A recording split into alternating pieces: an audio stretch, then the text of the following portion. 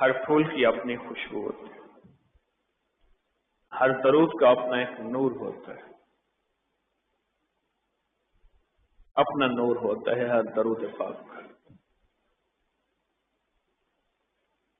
یہ جو درود پاک ہے، اللہم صلی علی محمد وعلی آل محمد، یا اللہم صلی علی محمد وآل محمد، یہ جو درود پاک ہے اس کا ایک اپنا نور ہے، اس کا ایک اپنا کمال ہے، اور اس کی ایک اپنی تاثیر ہے۔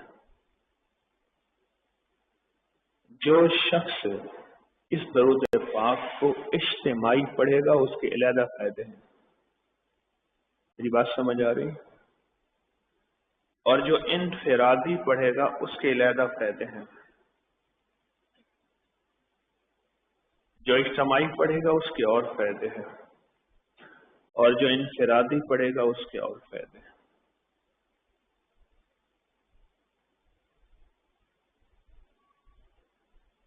اب میں ذرا چونکہ ہم اس وقت اجتماعی بیٹھے ہیں، میں اس کے فائدے آپ کی خدمت میں عرض کر دوں، غور سے سنیے اور توجہ سے سنیے۔ اس کا سب سے پہلا اجتماعی جو فائدہ ہے، سب سے پہلا جو اجتماعی فائدہ ہے،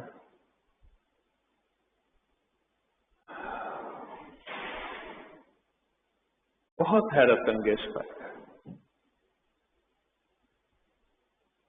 اجتماعی جو فائدہ ہے سب سے پہلا بہت انوکھا اور حیرت انگیز فائدہ ہے۔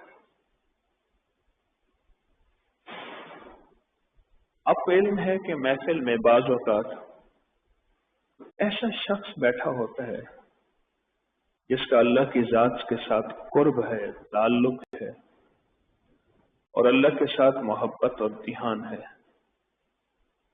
ایسا شخص بیٹھا ہوتا ہے۔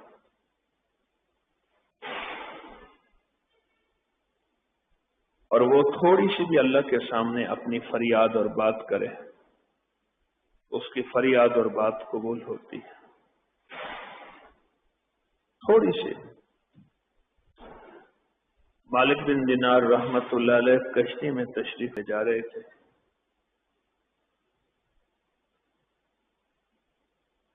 تو سارے لوگ ان سے مذاق کر رہے تھے،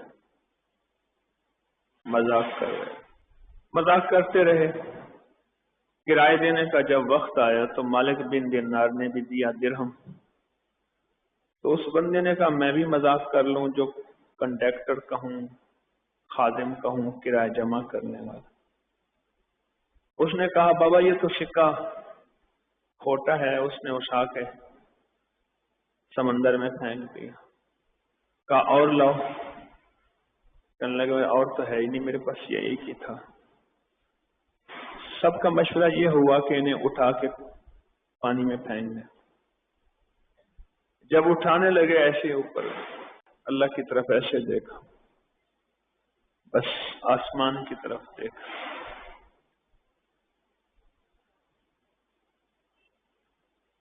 اور مچھلیاں کشتی کے چاروں طرف منہ میں درہم لے کے آ گئے، درہم لے کے آ گئے۔ آپ نے فرمایا ہاں میرا یہ درہم ہے، یہ میرا درہم۔ جو بندہ اس درود پاک کو اجتماعی پڑھے گا اور سے سمجھے، یہ ہم اپنی ہر نشست میں اس درود پاک کو پڑھیں گے۔ چلو ایک بات تو آپ کو پتہ ہے کہ سب سے افضل درود درود ابراہیمی ہے، یہ تو پتہ ہے،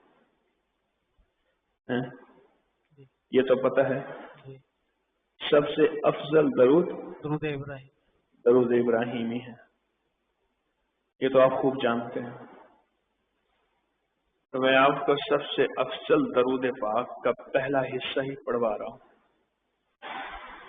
میں کون سا آپ کو شرک اور بدعت اور غیر اللہ کی طرف متوجہ کر رہا ہوں؟ میں کون سی آپ کو نئی چیز لایا ہوں جس کا نہ دین میں حصہ نہ شریعت میں حصہ کہیں بھی نہیں ہے؟ کون سی آپ کو نئی چیز دے رہا ہوں؟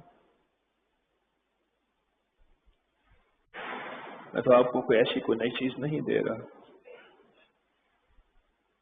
نہ دین میں حصہ ہے نہ اس کا شریعت میں حصہ ہے۔ جو شخص اس درود پاک کو پھر غور سے سمجھے،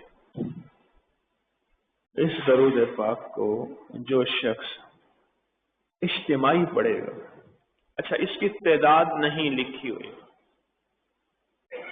ہم ایک تسبیح پڑھ لیتے ہیں،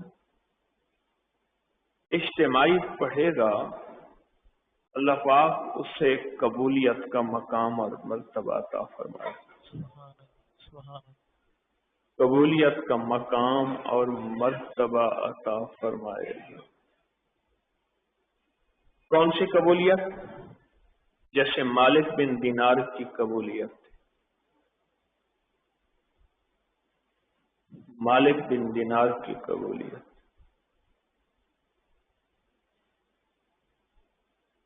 مالک بن دینار کی قبولیت۔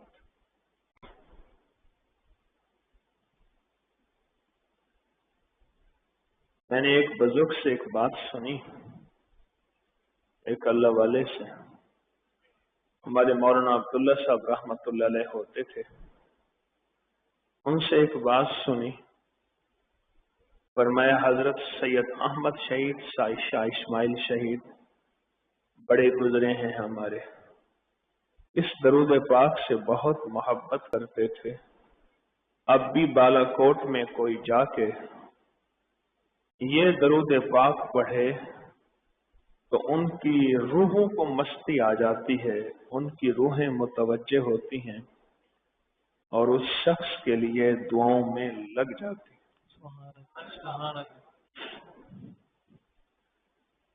میں ایک دفعہ گیا اور میں نے یہ درود پاک پڑھا، بہت پرانی بات ہے، میں تنہا تھا، اکیلا تھا،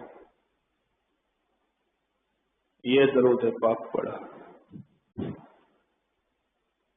اور بہت کیفیات، کوشش کی کیفیات کے ساتھ پڑھا،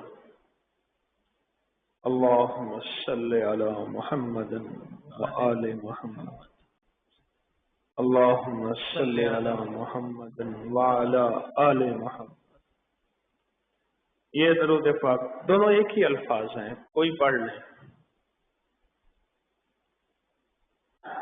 مجھے کوئی کشف القبول نہیں ہوتا، نہ کشف ہوتا ہے، نہ میں اس کا دعویٰ کرتا ہوں، کچھ بھی نہیں ہوتا، لیکن جو میری کیفیات بنی آپ گمان نہیں کر سکتے، میں ان کیفیات کا تذکرہ کیسے کروں اور ان کیفیات کو آپ کے سامنے کیسے بیان کروں۔